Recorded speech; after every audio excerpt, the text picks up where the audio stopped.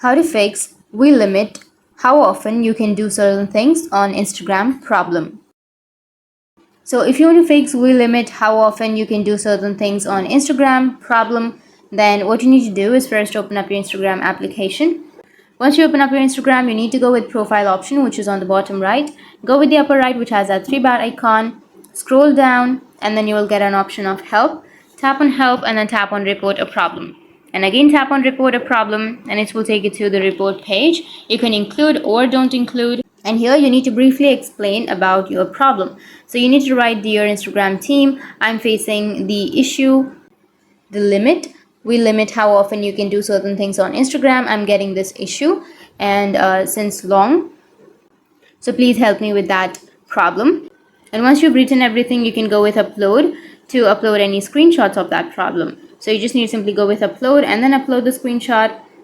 And once you've uploaded, you can go with send, which is on the upper right. Once you send, your problem will be fixed.